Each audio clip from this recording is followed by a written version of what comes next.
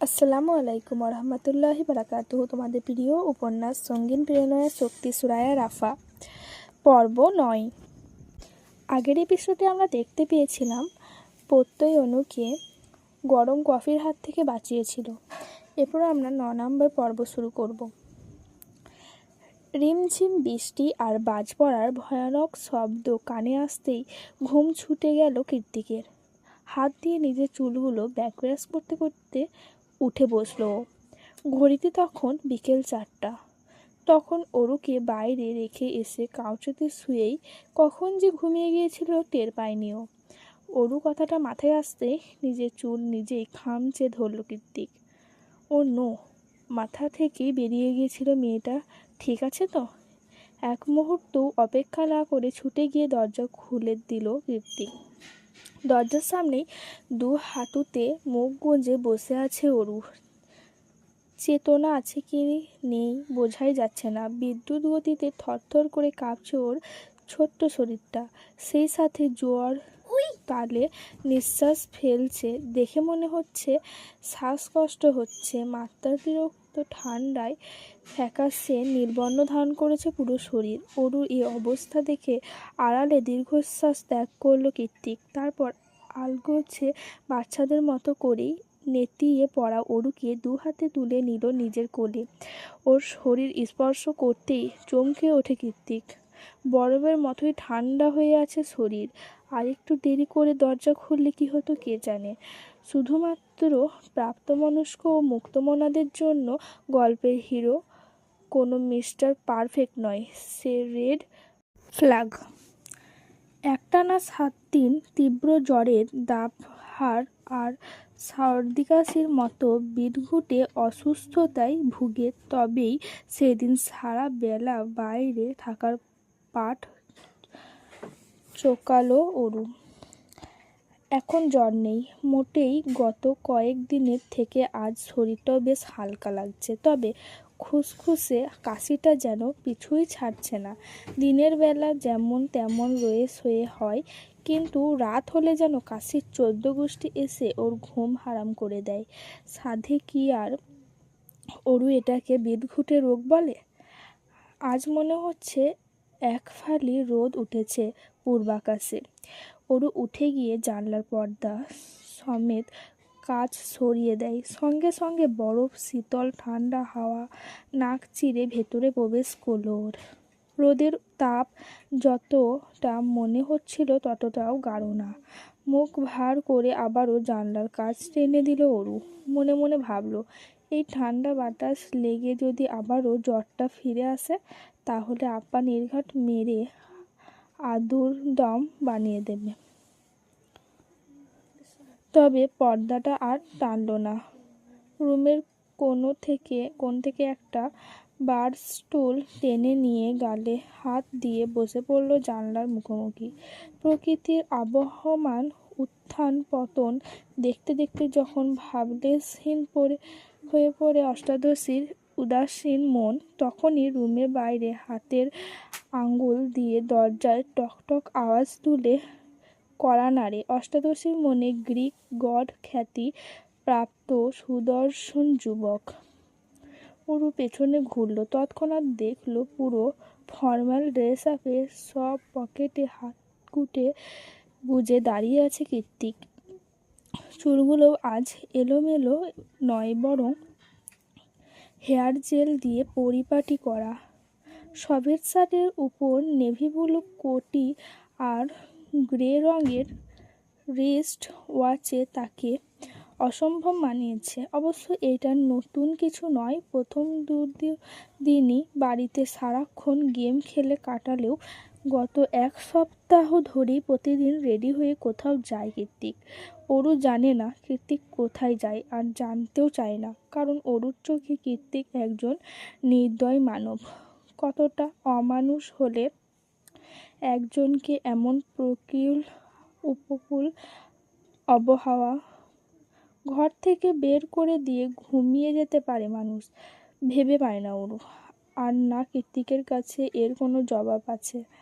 এই লোক বেপরোয়া স্বভাবের, জানতো অরু। তাই বলে এতটা, তাও বিনা কারণে।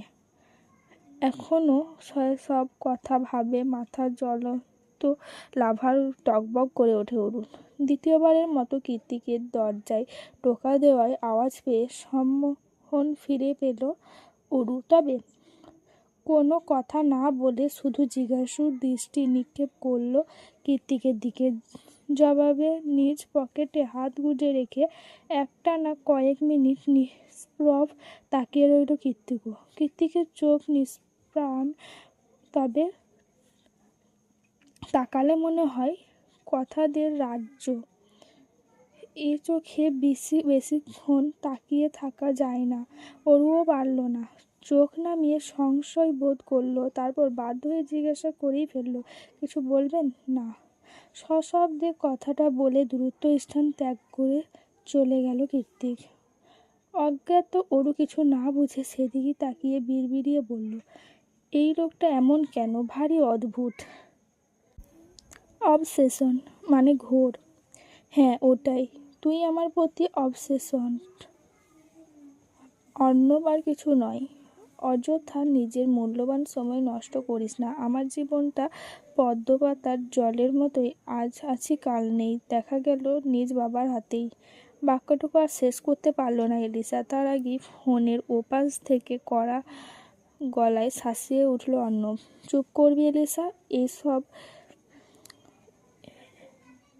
এই এক বাসি গল্প শুনিয়ে শুনিয়ে আর কতদিন দূরে সরিয়ে রাখবি আমাকে? যেদিন নিজ চোখে দেখবি সেদিন বুঝবি আমি কেন বাসি কিংবা বেহুদা কথা বলি না। যেদিন দেখব সেদিন তুই একা থাকবি না, আমরা তিনজনই তোর সাথেই থাকবো। নিজেকে এতটা হেল্পলেস ভাবার কিছুই নেই। আমার জন্য তোরা কেন বিপদে পড়তে যাবি? অর্ণব শীতল কণ্ঠে বলল, তুই আর আমরা কি আলাদা বল? এলিসার জবাব দেয় না। এই অর্ণবটাকে বুঝিয়ে বুঝিয়ে হয়রানও নিজেও। কাজের কথা বলতে গেলেও ঘুরিয়ে ফিরিয়ে প্রেম টপিকে চলে আসে। আশ্চর্য। কিন্তু অর্ণবই বা কী করবে? ভালোবাসা তো আর পরিস্থিতি বুঝে হয় না। আর না মানতে চায় কোনো বাধা। নইলে এলিসার মতো নামকরা পকার প্লেয়ারকেই কেন ভালোবাসতে গেল ও? দুনিয়াতে আর কি কোনো ভালো মেয়ে ছিল না? একটা দীর্ঘশ্বাস ছেড়ে এলিসা শুধায়, এখন কোথায় আছিস? গাড়িতে, আজকে ইউএসএ ফিরলাম। এর মধ্যে কীর্তিক আবার কারোর ডিটেলস চাচ্ছে, ওটা বের করে দিয়ে এখন বাসায় যাচ্ছি। তোদের জন্য আমার ডিটেকটিভ এজেন্সির জবটা আর বোধহয় থাকলো না। The great hacker Arnab Sayanta যদি বেস্ট ফ্রেন্ড হয়, তবে ফ্রেন্ড উইথ বেনিফিট কে না চাই বল? অর্ণব উচ্ছ্বসিত গলায় বলল, চল না আজ সিনেমা হলে গিয়ে ফ্রেন্ড উইথ বেনিফিট মুভিটা দেখে আসি, শুধু তুই আর আমি। হেভি রোম্যান্টিক মুভি, আমি 10 বারেরও বেশি দেখেছি। তুই একটা নষ্ট। বিরক্ত হয়ে কল কেটে দিল এলিসা। এই ছেলে সারাক্ষণ মাখো মাখো ভাব। কি করে এত নাম করা হ্যাকার হলো? তৎক্ষণাৎ ভাবনার সুতোয় টান পড়ল ওর। অযাচিত মন বলল, ওয়েট, কীর্তিক কার ডিটেলস চাইল অর্ণবের কাছে? নতুন করে আবার কার সাথে ঝামেলা পাকাতে যাচ্ছে ও? ঘড়ির কাঁটায় ঠিক সন্ধ্যা 7টা। কীর্তিক মাত্রই বাড়িতে এসেছে। বেশভূষা দেখে মনে হচ্ছে বাইক রাইডিংয়ে গিয়েছিল সে।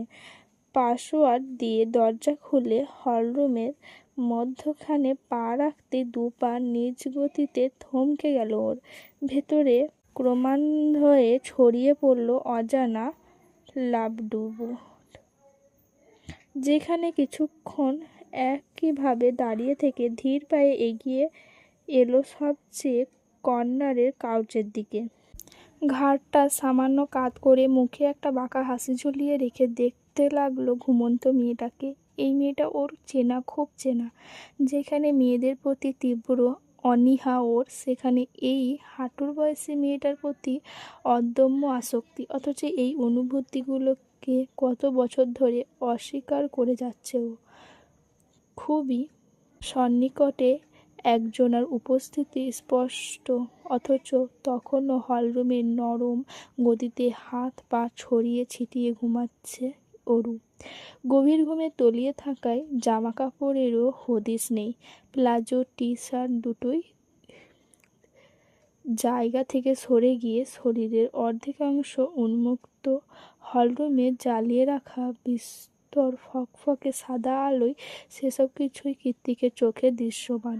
ও না চাইতেও এক ঝলক পা থেকে মাথা অবধি পরোক্ষ করল অরুকে। হুট করেই কেমন ঘোর লেগে গেল দু চোখে। নেশাগ্রস্তদের মতোই চোখ দুটো ঝাপসা লাগছে ওর।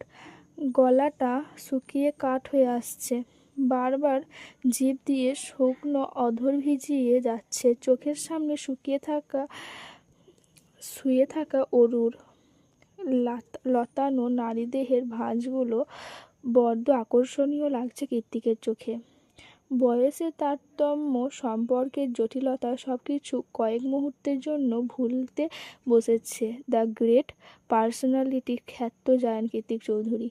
মেয়ে মানুষে নাকি তার অ্যালার্জি, ভার্সিটির টিচার্স থেকে স্টুডেন্ট সবাই তো এটাই জানে।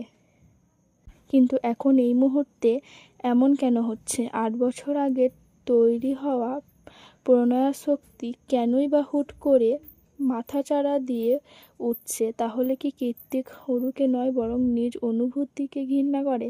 সৎ মায়ের মেয়ের প্রতি এতটা দুর্বলতা কোনো সমাজেই মেনে নেবে না। বাঙালি সমাজ তো একদমই নয়। তাই তো নিজের বাঙালি হয়েও বাঙালিদের প্রতি এত রাগ ওর। ভালোবাসায় আবার সমাজ কিসের? ধর্মে যাই প্রাধান্য আছে সমাজে তার স্বীকৃতি নেই কেন? ভেবে পায় না কৃত্তিক। এই মুহূর্তে ভাবতেও চায় না কোনো কিছু। ওর চোখে পৃথিবী এখানেই থমকে গিয়েছে। পায়ে পায়ে এগিয়ে গিয়ে অরুর শিউরে করে বসে পড়ে কৃত্তিক। ফ্লোরে উড়ুঝুড়ু হয়ে পড়ে থাকা লম্বা চুলগুলোর দিকে এক পলক গভীর দৃষ্টিতে তাকিয়ে ওর কানের কাছে এসে হিসিয়ে কৃত্তিক বলে, আবার কেন ফিরে এলি এই আধপোড়া জীবনে? বাকিটা পুড়িয়ে দিতে? তারপর একটা কপট হাসি খেলে গেল কৃত্তিকের ঠোঁটের কোণে। মুখটা আর ও একটু সামনে বাড়িয়ে একই সুরে বলল, এবার যদি সত্যি তোর আসক্তি থেকে নিজেকে সামলাতে না পারি, তাহলে বিশ্বাস কর তুইও পুড়বি। আমার দহনে পোড়াবো আমি তোকে। এখন তো ছোট নেই, তাহলে তুই কেন বেঁচে যাবি? এবার আর আমি একা নয়, আমরা দুজনে মিলে প্রণয়াসক্ত হব। কৃত্তিকে অযাচিত ঘোরের বয়সে আরও কিছু বলতে যাবে তার আগেই অরু ঘুমের তালে একটু নড়ে চড়ে ওঠে। আকস্মাৎ সমৃদ্ধ ফিরে পেল কৃত্তিক। কী করছিল ও এটা? সঙ্গে সঙ্গে অরুর দিকে তাকিয়ে কপাল কুঁচকে ফেলল ও। এক ঝটকায় উঠে দাঁড়িয়ে ওয়ার্ড্রব থেকে একটা লম্বা চাদর বের করে ছুঁড়ে মারল অরুর উন্মুক্ত গায়ে। এমনভাবে দূর থেকে ছুঁড়ল যেন অরুর শরীরে কোনো নোংরা লেগে আছে। গায়ে থাকা জাতীয় কিছুর উপস্থিতি টের পেয়ে সেটাকে ভালো মতো গায়ে পেঁচিয়ে অন্য পাশ হয়ে শুয়ে পড়ল অরু। সরু জায়গা হওয়াতে পাশ ঘুরতে কাছের টি টেবিল থেকে ছোট্ট বাইকের শোপিসটা পড়ে যাচ্ছিল মেঝেতে। তৎক্ষণাৎ সেটাকে ক্যাচ করে নিল কৃত্তিক। বাইকের বসা হেলমেটে পরা দেয় ইঞ্চি সাইজের পুতুলটাকে চোখ ফাঁকিয়ে হিসিয়ে বলল, don't you dare to make a sound.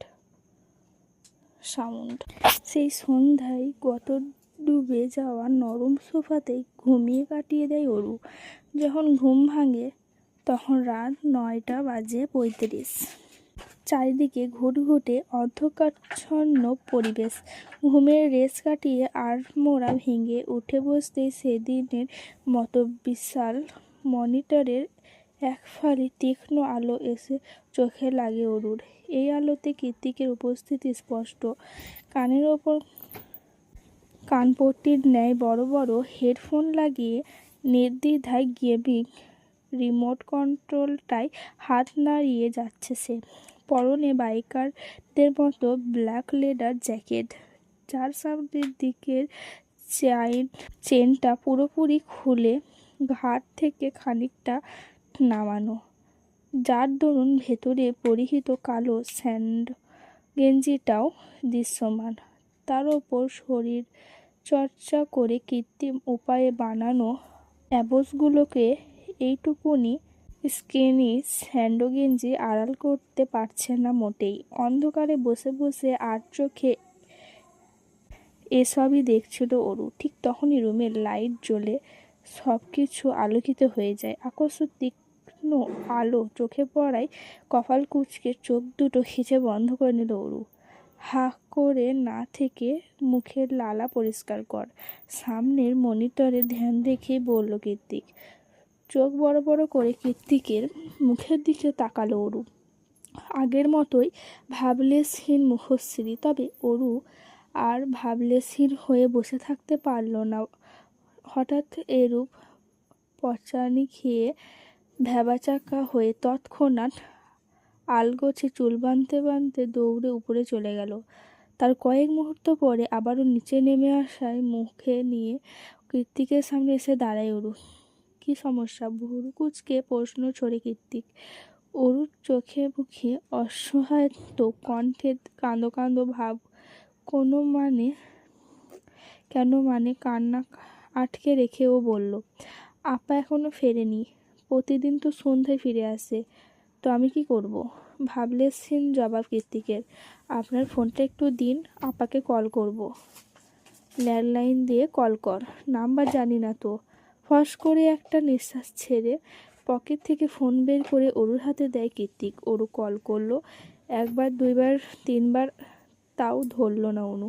এত রাত হয়ে গেছে, আপা ফিরছে না, কলও ধরছে না। অযাচিত ভেয়ারা যেন অষ্টে পৃষ্ঠে জড়িয়ে ধরল অরুকে। অজস্র খারাপ চিন্তায় পেটের মধ্যে নাড়িভুড়ি কেমন উগরে আসতে চাইছে, কিন্তু না, সেসবের বদলে উগরে আসলো কান্নারা। অনেক চেষ্টা করেও কৃত্তিকের সামনে স্থির থাকতে পারল না অরু। ধপ করে মেঝেতে বসে ফুপিয়ে কেঁদে উঠল। আবার সেই একই কান্নার আওয়াজ। অরু কি বোঝে না কোনো এক অজানা কারণে এই আওয়াজে ভেতরটা ছিঁড়ে যায় কৃত্তিকের। গলা কাটা মুরগির মতো ছটফট করে ওঠে হৃদয়টা। ইচ্ছে করে সব কিছু ধ্বংস করে ফেলতে, ভেতরে যা হচ্ছে হোক, সেসবকে পাত্তা না দিয়ে আপাতত অরুকে রামধমক দিয়েই শুধালো কৃত্তিক। কী হয়েছে? ভ্যা ভ্যা করছিস কেন? অরু কাঁদতে কাঁদতে জবাব দেয়, আপা কল তুলছে না। এখান আসার পর থেকে আপা কেমন যেন ব্যস্ত হয়ে গিয়েছে। এখন আবার কলটাও ধরছে না। পার্ট টাইম জব করলে ব্যস্ত হবে না তো কী হবে? মুখ পিট টিপে টিপে বলল কৃত্তিক। কিছু বলছেন না? তুই কান্নাকাটি অফ কর, তোর কান্নার আওয়াজ বিরক্ত লাগে। আমি কাঁদলেও আপনার বিরক্ত লাগে, হাসলেও বিরক্ত লাগে, করবোটা কি আমি? চুপ করে থাকবি। অরু তাই করলো, চুপ করেই বসে রইল। এমনিতেই কৃত্তিকের সামনে কেঁদে ফেলেছে, এখন ভাবতেই কেমন লজ্জা করছে ওর। ও তো এতটাও বাচ্চা স্বভাবের মেয়ে নয়, যথেষ্ট স্ট্রং। অরুর ভাবনার ছেদ ঘটে কৃত্তিকের আওয়াজে। আমি বের হয়ে আশেপাশে খুঁজে দেখছি, তুই থাক। অরু একটু একটু হেঁচকি তুলে বলল, আমিও যাব, নিয়ে যান না।